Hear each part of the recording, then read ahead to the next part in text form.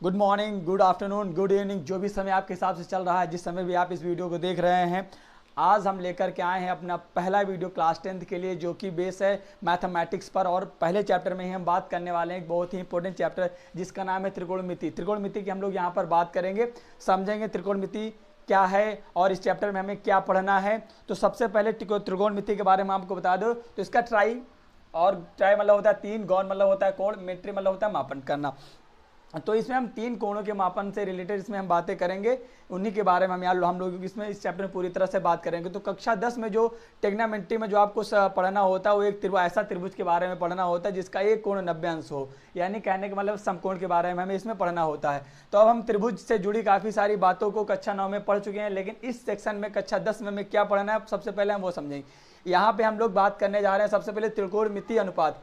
त्रिकोणमिति अनुपात का मतलब यह है कि जो त्रिभुज में भुजाएं हैं, इनका जो अनुपात होगा, इस भुजा का अनुपात, इस भुजा का अनुपात, इसका अनुपात, जो इनका अनुपात होगा उसके बारे में हम लोग यहाँ पर बात करेंगे। तो सबसे पहले अगर हम सेक्शन में बात करें तो कोण ए और कोण बी और कोण सी, तीन कोण यहाँ पे बने हुए। एक कोण यहाँ पे ए बना है, एक कोण बी बना है, एक कोण सी भी बना है। लेकिन हमें बात किस कोण की करनी है? हमें सबसे पहले त्रिभुज में किसी एक कोण को निश्चित करना होगा, जिस कोण की हमें बात करनी होगी। तो हम यहाँ पर निश्चित कर रहे हैं कि कोण एक को लेकर के हम इस त्रिभुज को हल करने का प्रयास करेंगे और समझेंगे। तो मैं आपको पहले बता दूं, जो 90 एंगल कोण जिस पॉइंट पर भी बन रहा होता है, उस पॉइंट के सीधा सामने वाली भुजा को जो है हम लोग कर्ण कहते हैं। और जिस कोण की हम लोग बात कर रहे होते हैं, यानी हम लोग यहाँ पर कोण ए के बारे में बात करेंगे, तो जो कोण ए के जो ठीक सामने वाली जो भुजा होती है, इसको कहा जाता है लंब, यानी कोण ए की सम्मुख भुजा। सम्मुख मतलब सामने वाली भुजा को कहा जाता है लंब। और कोण ए के जो साथ में भुजा लगी हुई है, इस भुजा को कहा जाता है आधार, यानी संलग्न भुजा को कहा जाता है आधार। यहाँ पे हम इसकी बात करेंगे। और कोण सी होता तो यहाँ पे थोड़ा सा चेंज बदल जाता, आपको उसकी बता दे रहे हैं आपको। जैसे मान लीजिए कोण सी है, तो जब कोण सी की आप बात करोगे तो कोण सी के लिए इसके सम्मुख यानी सामने वाला ये लंब हो जाएगा, और इसके साथ संलग्न यानी साथ वाला ये आधार हो जाएगा आपका। लेकिन हमें उससे भी मतलब नहीं है, अभी हम बात केवल कोण ए की करेंगे। कोण ए के सामने वाली भुजा को लंब कहते हैं और इसके संलग्न जो है उसको हम आधार कहते हैं। अब हम बात करने जा रहे हैं अनुपात। तो हम बात करेंगे इनकी भुजाओं का अनुपात, यानी अनुपात के लिए हमें कम से कम दो चीजें चाहिए होती हैं। तो सबसे पहले हम बात करने जा रहे हैं जो कोण ए के सम्मुख भुजा है। कोण ए की जो सम्मुख भुजा है, अगर जो इसका हम अनुपात और इसका सम्मुख भुजा और कर्ण का जो अनुपात निकालें, यानी कोण ए की सम्मुख भुजा बटे कर्ण, यानी कोण ए की सम्मुख भुजा अनुपात कर्ण जब हम निकालें, तो आपको पता है कि जो कोण ए की सम्मुख भुजा है उसको हम लंब कहते हैं, जैसा कि हमने यहाँ पे बता भी दिया है। और जो ये कर्ण है, इसको हम लोग कर्ण कहते हैं। ठीक है, अब आपको भी पता है, अगर हम लोग यहाँ से देखें लंब दिया क्या गया है? लंब दिया गया है बी और सी। लंब का जो नेमिंग अगर हम लोग करेंगे तो लंब का नेमिंग आएगा बी और सी, और जो कर्ण है इसका नेमिंग अगर हम लोग करें, नामकरण करें, तो इसका ए और सी आएगा, यानी क्या आ जाएगा? ए सी आ जाएगा। तो अब आपको ये तो पता चल गया कि इसकी दो भुजाओं का अनुपात हमने निकाल लिया। कौन भुजा का? लंब और कर्ण। अब इनकी भुजाओं का जो अनुपात होता है, इसका नाम क्या दिया गया है? तो इसका नाम दिया गया है साइन। क्या नाम दिया गया है इसका? इसका नाम दिया गया है साइन। और बात किसकी चल रही है? बात चल रही है कोण ए की। तो जब बात कोण ए की चल रही है, तो यहाँ पर हमें कोण भी साथ में लिखना होगा। तो यानी साइन ए बराबर होता है ए की सम्मुख भुजा यानी लंब और कर्ण, यानी लंब बटे कर्ण। और लंब आपका दिया गया है बीसी और कर्ण आपका दिया गया है एसी। अब हम बात कर लेते हैं, हमारा इस भुजा का अनुपात और इस भुजा का अनुपात तो हो गया। अब हम बात करेंगे कि इस भुजा का अनुपात और इस भुजा के अनुपात की भी हम बात कर ले, यानी कोण ए की संलग्न भुजा अनुपात कर्ण की। अब इनका अनुपात हम बात करें तो कोण ए की जो संलग्न भुजा है, इसको हम लोग कहते हैं आधार। आपको वैसे पहले भी यहाँ पे मैंने बता दिया, इसको हम क्या कहते हैं? आधार कहते हैं। और इसका जो अनुपात हमें निकालना है वो कर्ण के सापेक्ष में निकालना है, यानी आधार बट्टे कर्ण। अगर हम लोग बात करें तो यहाँ से अगर हम लोग देखें आधार क्या है, आधार का अगर हम नाम करें तो आधार जो हमारा है वो है ए बी। और अगर जो हम बात करें कर्ण की, तो कर्ण हमारा दे दिया गया है ए सी। कर्ण हमारा दे दिया गया है ए सी। तो और जो ये आधार और कर्ण का जो अनुपात है, यानी आधार अनुपात कर्ण जो दिया गया है, इसका जो नाम दिया गया है, वो नाम इसका दिया गया है कॉस। अब इसके साथ ए लगा है तो कॉस ए भी। फिर वही बात, जो हमारा कोण जहां पर बन रहा है, हम उस कोण की भी तो बात करेंगे। तो कॉस ए बराबर आपको हो गया कोण ए की संलग्न भुजा, जिसको हम कहते हैं आधार बटे कर्ण। और आधार आपका ए भी दिया गया है, आप देख सकते हो, और कर्ण आपका ए सी दिया गया है। अब इस भुजा का अनुपात इसका हो गया, अब इसका अनुपात इसका हो गया। अब हम बात करें इस भुजा के अनुपात की और इस भुजा के अनुपात की। हम बात करें यानी कोण ए की सम्मुख भुजा, कोण ए की सामने वाली भुजा बटे कोण ए की साथ वाली भुजा, यानी जो साथ में भुजा यानी संलग्न भुजा। तो कोण ए की जो सामने वाली भुजा है उसको भी आपको पता है हम उसे लंब कहते हैं, जैसा कि इसमें लिख भी दिया गया है। और जो इसके साथ वाली भुजा है इसको हम लोग कहते हैं आधार, आधार कहते हैं। अब यहाँ पे अगर हम इसके नाम की बात करें तो आपको पता है कि जो लंब है इसका लंब का जो हमने नाम दिया है यहाँ पे BC दिया है, और जो आधार है इस आधार का नाम हम लोगों ने यहाँ पर AB दिया है। तो कोई टफ वाली बात नहीं, ज़्यादा दिक्कत वाली बात नहीं, बहुत ही आसान है। बस आप समझने का प्रयास करो, एक एक चीज़ों को मैं एक्सप्लेन कर रहा हूँ धीरे धीरे। और अब हम बात करें कि जो लंब और आधार का जो अनुपात होता है, इसके अनुपात का जो नाम दिया गया है वो है tan, इसका नाम होता है tan। और जो ये साथ में लगा ये इसका कोण है, बिल्कुल उसी तरह से।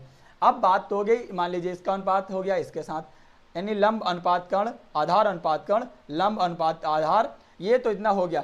अब ऐसा भी हो सकता है कि कर्ण अनुपात लंब हो, कर्ण अनुपात आधार हो, आधार अनुपात लंब हो, बिल्कुल हो सकता है। तो अब हम बात करें वही, यानी कर्ण अनुपात ए की संलग्न भुजा क्या है हमारी, लंब है, आपको पता है। यानी कर्ण अनुपात लंब की अगर जो हम बात करें तो कर्ण हमारा क्या है आपको भी पता होगा, जो नाम हम करें इसका नामकरण करें तो ये हो जाएगा हमारा AC। और अगर हम बात करें लंब की तो लंब आपको पता है हमारा क्या है BC। और जब हम इस भुजा का अनुपात निकालते हैं, यानी कर्ण अनुपात लंब जब हम निकालते हैं तो जो इसका नाम दिया गया है वो दिया गया है कौशिक, और जो A है ये उसका कोण है। कोण हम लोग साथ में लेके सब में चलेंगे। अब हम बात करते हैं इस भुजा का अनुपात तो हो गया, कर्ण अनुपात लंब तो हो गया। अब कर्ण अनुपात आधार भी है, क्या, कर्ण अनुपात आधार की अगर जो हम बात करें तो कर्ण और अनुपात आधार जो है, कर्ण आपको पता है AC है और आधार जो आपका दिया गया है वो आपका AB दिया गया है। तो कर्ण अनुपात जो आधार होता है, जो इसका नाम है वो होता है किसका, सेक का होता है। ये सेक का इसका नाम दिया गया है सेक, और सेक ए यानी आपका वही कोण। अब हम बात करें तो हमारा बचता है क्या, एक इस भुजा का अनुपात और इस भुजा का, यानी आधार अनुपात लंब बचता है हमारा, आधार अनुपात लंब बचता है। और आधार आपको पता ही है क्या कहते हैं, आधार आपका है AB और लंब आपका है BC। तो ये इतना हो गया। अब इस भुजा और इस भुजा के अनुपात को हम जो नाम देते हैं वो नाम हम देते हैं कॉट, उसका जो अब हम बात करेंगे साइन, कॉस, टैन, कॉसेक, सेक, कॉट, इनका आपस में संबंध क्या होता है, हम इनके बारे में बात करेंगे। तो सबसे पहले मैं बात करूंगा साइन। साइन का जो रिलेशन है, यानी साइन अभी हम एंगल ए लेके चले तो हम लोग दिए गए चित्र से अगर हम लोग देखें तो वहां पे अगर हम लोग देखें साइन और कॉसेक में अगर हम लोग ध्यान से देखें तो साइन और कॉसेक के मान बिल्कुल साइन में हमको दिख रहा है कि साइन बराबर क्या है, ए की संलग्न भुजा, सॉरी ए की सम्मुख भुजा बटे कर्ण। और वहीं पर कौशिक में अगर हम देखें तो उसमें लिखा है कि कर्ण बटे ए की संलग्न सम्मुख भुजा। यानी इसका मतलब क्या है कि जो साइन है और कॉस है इसका रेशियो बिल्कुल एक दूसरे क्या होते हैं, उल्टा होते हैं। यानी साइन ए बराबर हो जाएगा 1/cos ए के। और सिमिलरली इसी तरह हम बात करें कॉस ए की, तो कॉस ए में भी आपको दिख रहा होगा कि कोण ए की सम्मुख भुजा, सॉरी कोण ए की संलग्न भुजा बटे कर्ण वहां पे दिया गया है। और अगर उसी प्रकार से हम लोग चित्र से बात करें तो सेक में आप लोग ध्यान से देखें तो सेक में क्या दिया गया है, सेक में दिया गया है कि कर्ण बटे ए की संलग्न भुजा। यानी कॉस और सेक एक दूसरे क्या है, पूरी तरह से अपोजिट है। यानी इसमें भी हम क्या कह देंगे, कॉस ए बराबर सेक ए। अब बात आती है आपकी टैन की। और हम बात करें टैन की तो टैन में भी आप इन द गिवन फिगर आप देख सकते हैं टैन बराबर क्या है, ए की सम्मुख भुजा बटे ए की संलग्न भुजा। और अगर जो टैन कॉट की हम बात करें तो कॉट में भी दिया गया है क्या, ए की कोण ए की संलग्न भुजा बटे कोण ए की सम्मुख भुजा। यानी कहने का मतलब टैन और कॉट भी क्या है, एक दूसरे के अपोजिट में है, विपरीत है एक दूसरे के। तो और अब तो ये हो गया आपका साइन बराबर 1/cos, कॉस बराबर 1/sec, टैन बराबर 1/cot। ये तो आपका सिंपल सा एक फंडा हो गया। अगर जो वहीं पर अब हम बात करें इसी से, तो जब साइन बराबर 1/cosec है तो कौशिक बराबर क्या हो जाएगा, थोड़ा सा हम समझ, कौशिक के बराबर क्या हो जाएगा, बिल्कुल उल्टा, ये हो जाएगा 1/sin a। और अगर उसी प्रकार से हम बात करें सेक की तो सेक ए बराबर हो जाएगा उल्टा 1/cos a। और अगर हम बात करें कॉट ए की तो कॉट ए बराबर हो जाएगा 1/tan a। ये सभी हमने दिए गए चित्र से देखा और बहुत ही आसानी के साथ समझ में आ गया कि एक दूसरे का संबंध क्या है।